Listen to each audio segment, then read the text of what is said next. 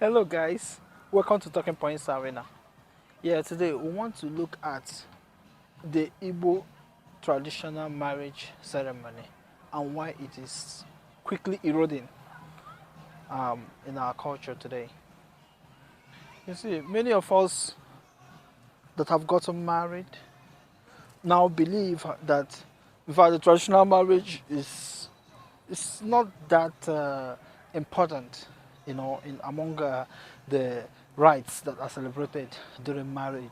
In fact, some people would just prefer to go, do the bride price and just pay the bride price and say, oh yeah, I paid the bride price, but we are going to get married maybe by next month. That is when they go to church to formalize their marriage.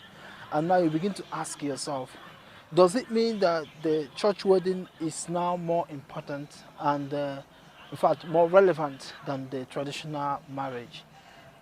The society, our own society, has elevated it to the point that even when you do your traditional marriage and you have not gone to church to wed your wife or something like that, you are not even recognized. There is no recognized certificate that will be offered to you as somebody who is married. Okay, look at the things that even happen during this traditional, some of them that are celebrated. The exchange of wine, the wine carrying ceremony, that you are giving palm wine. It's palm wine, to go and look for your husband. The woman is giving palm wine to go and look for the husband. But in many occasions, you find out that they have tried to change this tradition, that some people prefer to use mineral. They say they are religious people. They will just use maybe Coca-Cola. Some of them will even use foreign wine, and all those kind of things, leaving the traditional palm wine that is meant for such occasion. And even in many occasions, but we should find a way around this to make sure that some of our culture and tradition, they are preserved. Some of those things we do, they are really, really preserved, because in a white man's land, they believe in their own custom and tradition. That is why they are thriving. Many white people today value the court wedding even more than the church wedding, even though both of them emanate from their society. Both the church wedding and the court marriage is their own, so it's their own thing. And many of them will even prefer to just do the court wedding, and nobody, they have full certificate. And the easiest marriage to conduct in this world is a court marriage.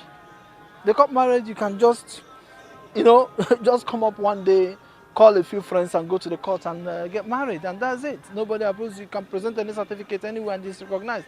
But the traditional marriage, which you cannot go through, you cannot complete it unless you have paid the bride price with the approval of both parents and both families and all that, it's not even recognized. I've said it countless times that if I happen to become a political leader, maybe a governor or a president or someone who is going to influence decisions in the society, one of the things that I'm going to sponsor is to have a bill that will codify this thing into law, that anybody who completes the traditional marriage should have a certificate recognized by government.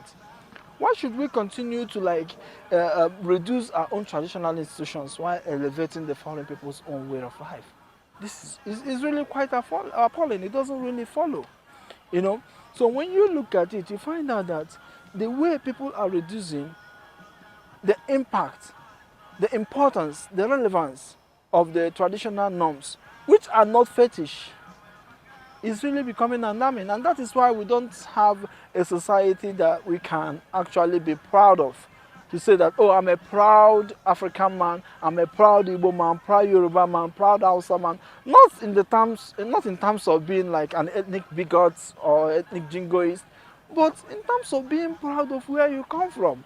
Because if you are not proud of where you come from, it will be very, very difficult for you to even work and elevate the status of that area.